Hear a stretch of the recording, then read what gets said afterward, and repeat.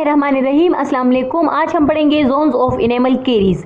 जिस तरह आप लोगों को पता है कि इनेमल में दो कंपोनेंट्स है, एक है inorganic component and the second one is organic component. Inorganic component में हमारे पास मिनरल्स है और वाटर है। ऑर्गेनिक में हमारे पास कोलेजन फाइबर्स है। ठीक है, इनेमल का ज्यादातर जो पोर्शन है तकरीबन 96 to 97% तो वो इनऑर्गेनिक मटेरियल का बना है। ठीक है, जो इनऑर्गेनिक मटेरियल है जिसमें हमारे पास इनऑर्गेनिक मिनरल्स है वो है इम्परमिएबल टू हाइड्रोजन आयन। उसमें हाइड्रोजन आयंस जो है वो पास नहीं हो सकते, लेकिन जो ऑर्गेनिक मैट्रिक्स है और जो वाटर कंटेंट है इनेमल का उसमें हाइड्रोजन आयंस पास हो सकते हैं। ठीक है, अब हम नेक्स्ट पढ़ेंगे कि हाइड्रोजन आयंस की हम बात क्यों कर रहे हैं। जिस तरह आप लोगों को पता है कि केरीज की जो डेवलपमेंट है वो किस चीज की वजह से हो रही है, बिकॉज ऑफ द बैक्टीरिया। ये जो बैक्टीरिया है ये हमारे टूथ के सरफेस के ऊपर जो ग्लाइकोप्रोटीन लेयर है, जो कार्बोहाइड्रेट या जो पॉलीसेकेराइड लेयर है उस पे एक्ट करके उसको एनएरोबिक ग्लाइकोलिसिस के थ्रू कन्वर्ट कर लेते हैं लैक्टिक एसिड्स में। ठीक है, ये जो बैक्टीरिया है ये क्या करती है, एसिड्स प्रोडक्शन करती है because of the anaerobic glycolysis. Anaerobic glycolysis जो है वो किस चीज की वजह से हो रहा है, पॉलीसेकेराइड्स की वजह से, जो कि हमारे टूथ सरफेस के ऊपर मौजूद है। ये जो एसिड्स है, ये जो लैक्टिक एसिड्स है या दूसरे एसिड्स है, ये हाइड्रोजन आयंस डोनेट करते हैं। ये जो हाइड्रोजन आयंस है ये चूंकि इनऑर्गेनिक मिनरल्स जो है उसके थ्रू इंटर नहीं हो सकते इनेमल में, तो ये इंटर हो जाते हैं ऑर्गेनिक मैट्रिक्स और वाटर के थ्रू किस चीज में, इनेमल के अंदर। ठीक है, इनेमल के अंदर ये इंटर हो जाते हैं। ये जो हाइड्रोजन आयंस है ये क्या करते हैं, ये इनेमल रोड्स के सरफेस के ऊपर एक्ट करके उसको डिसॉल्व करते हैं। ठीक है, यानी ये इनेमल रोड्स को डीमिनरलाइज करते हैं। इट मीन्स कि ये इनेमल की डीमिनरलाइजेशन करते हैं। तो जब इनेमल की डीमिनरलाइजेशन होती है तो इससे टूथ के सरफेस के ऊपर एक वाइट स्पॉट बन जाता है which is known as white spot lesions. ये जो वाइट स्पॉट लीजन है ये रिवर्सिबल है। ठीक है, क्योंकि ये डीमिनरलाइजेशन की वजह से बना है, इसमें कोई भी बैक्टीरिया इन्वॉल्व नहीं है। इस टाइम कोई भी बैक्टीरिया टूथ के इनेमल के अंदर नहीं गया। ठीक है, यहाँ पर सिर्फ और सिर्फ डीमिनरलाइजेशन हो रहा है, और वो डीमिनरलाइजेशन किस चीज की वजह से हो रहा है, because of the bacterial products, because of the acids. और ये एसिड्स जो है ये उस हाइड्रोजन आयंस की वजह से, ये अपने हाइड्रोजन आयंस की वजह से डिसॉल्व करते हैं किस चीज को, इनेमल रोड। ये जो व्हाइट स्पॉट लीजन है ये रिवर्सिबल है क्योंकि ये डीमिनरलाइजेशन की वजह से बना है। ठीक है, अगर हम इटियोलॉजी को रिमूव करें, अगर हम इटियोलॉजिकल फैक्टर को रिमूव करें तो ये जो व्हाइट स्पॉट लीजन है ये वापस नॉर्मल इनेमल की तरफ आ जाएगा। ठीक है, लेकिन व्हाइट स्पॉट लीजन जब कन्वर्ट हो जाएगा केरियस कैविटी में, यानी केरियस कैविटी अगर बन गई तो इट मीन्स कि अब जो लॉस पार्ट है टूथ का उसको रिस्टोर करना पड़ेगा, उसकी फिलिंग करनी पड़ेगी। ठीक है, तो इट मीन्स कि व्हाइट स्पॉट लीजन जो है वो रिवर्सिबल है, जबकि कैविटी प्रोडक्शन जो है वो इरिवर्सिबल प्रोसेस है, उसको हमने फिलिंग के थ्रू रिस्टोर करना होगा। ठीक है, अच्छा, ये जो व्हाइट स्पॉट लीजन है ये 4 जोन्स पे मुश्तमिल होता है। It contains 4 zones. ठीक है, ये जो 4 जोन्स है ये अल्टरनेट डीमिनरलाइजेशन और रीमिनरलाइजेशन की वजह से बनता है। ठीक है, ये जो 4 जोन्स है ये असल में प्रेजेंट है इन व्हाइट स्पॉट लीजन्स के अंदर। ये जो व्हाइट स्पॉट लीजन है ये असल में इनेमल के अंदर ट्रायंगुलर शेप के होते हैं। ठीक है, ट्रायंगुलर शेप के होते हैं, जिसका एपिक्स जो है वो डेंटिनो इनेमल जंक्शन की तरफ होगा और जिसका बेस जो है वो सरफेस के ऊपर होगा। ठीक है, सरफेस के साथ इसका बेस होगा, जबकि एपिक्स जो है वो डेंटिनो इनेमल जंक्शन के थ्रू के साइड पे होगा। इसको अगर हम माइक्रोस्कोपिकली देखें तो ये कुछ इस तरह का शेप बनाता है। ठीक है, इस तरह के जोन्स इसमें बनते हैं। The first one zone is जो कि एपिक्स के साइड पे होगा, इसको हम जोन 1 कहते हैं। इसके ऊपर वाला जो जोन होगा उसको हम जोन 2 कहते हैं। बीच में जो जोन होगा उसको हम जोन 3, और सरफेस के ऊपर जो जोन है उसको हम जोन 4 कहते हैं। Zone 1 is also known as translucent zone, zone 2 is also known as dark zone, zone 3 is also known as body of lesion and zone 4 is also known as surface zone. अब इन Jones को हमने 1 bye 1 detail से पढ़ना है कि हर एक zone की क्या क्या कैरेक्टरिस्टिक है। तो सबसे पहले हम बात करेंगे जोन 1 की, which is also known as translucent zone. The translucent zone is actually the advancing front of the lesion which is 10 times more porous than sound enamel. Normal enamel से ये 10 times ज़्यादा porous होता है, यानी इसमें 10 times ज़्यादा pores होते हैं as compared to normal enamels. ये पोर जो है ये किस चीज़ की वजह से बने हैं, ये बिकॉज ऑफ द डीमिनरलाइजेशन बने हैं, because of the demineralisation of enamel rods. ठीक है, this zone is not always present and it has 1% mineral loss. So the first one zone is zone 1, which is also known as translucent zone. This is actually the advancing front of the lesion, which is 10 times more porous than sound enamel, and it is not always present. It has 1% mineral loss. ठीक है. अच्छा, the second one zone is dark zone. It is present adjacent and superficial to zone 1. ठीक है, ये adjacent and superficial to zone 1 present है. Zone 1 के ऊपर यानी सुपरफिशियली ये जोन प्रेजेंट है and it is known as dark zone.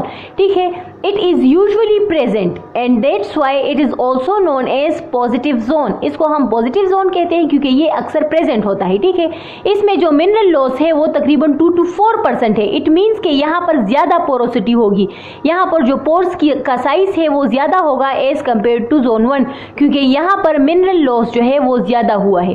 ठीक है, इसको हम डार्क जोन कहते हैं. इसको हम डार्क जोन क्यों कहते हैं वो अब हम पढ़ते हैं. ठीक है, जिस तरह हमें पता है कि यहाँ पर डीमिनरलाइजेशन होती है, तो डीमिनरलाइजेशन की वजह से यहाँ पर बहुत ज्यादा लार्जर पोर्स बनते हैं.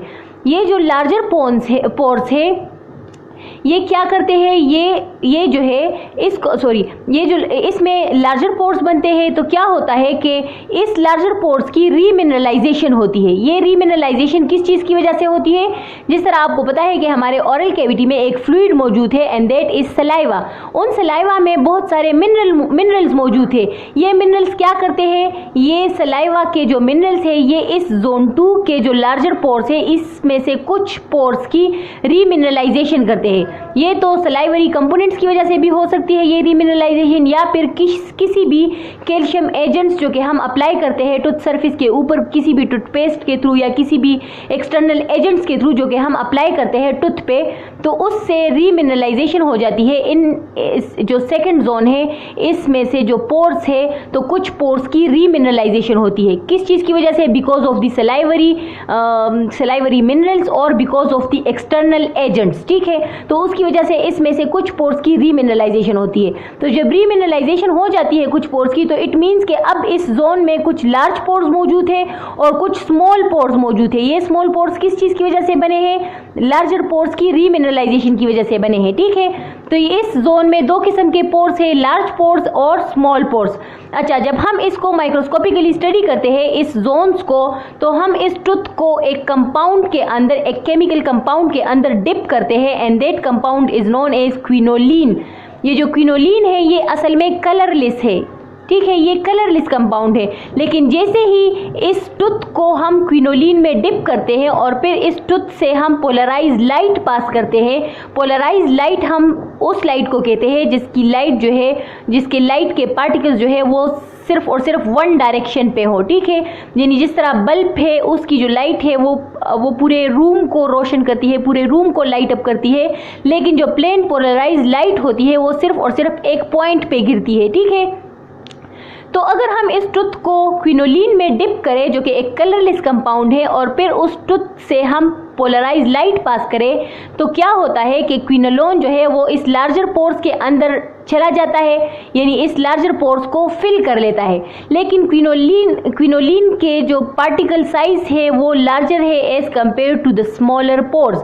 तो इट मीन्स कि क्विनोलिन जो है वो इस स्मॉलर पोर्स को फिल नहीं कर सकती, वो सिर्फ और सिर्फ इस लार्जर पोर्स को फिल कर लेती है. ठीक है, ये जो स्मॉलर पोर्स है इसमें क्या होता है, इसमें एयर होती है. ठीक है, ये एयर फिल्ड है, और जो लार्जर पोर्स है इसमें क्विनोलिन है क्योंकि इस टूथ को हमने क्विनोलिन में डिप किया हुआ है. ठीक है, तो लार्जर पोर्स कंटेन क्विनोलिन, जबकि स्मॉलर पोर्स जो है इसमें क्विनोलिन अंदर नहीं जा सकता because of the larger size of the quinoline particles. ठीक है, तो इसमें क्या होता है, इसमें एयर होती है.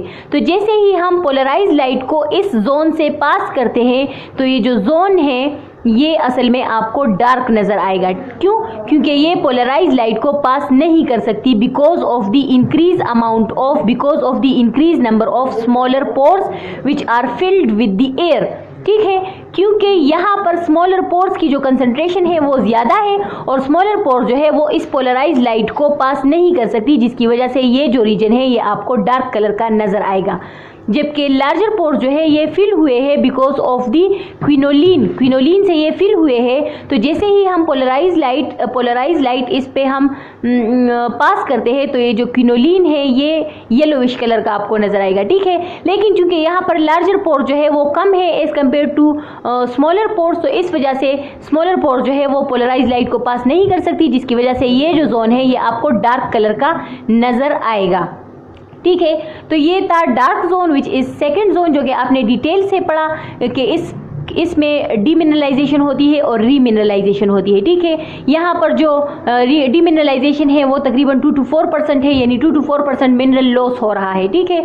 यहाँ पर जो डार्क कलर है वो किस वजह से है, because of the polarize light जो कि पास नहीं हो सकती, because of the smaller pores which are filled with the air, ठीक है। अच्छा, the third one zone is body of the lesion, ये लार्जेस्ट पोर्शन है इस पूरे लीजन का।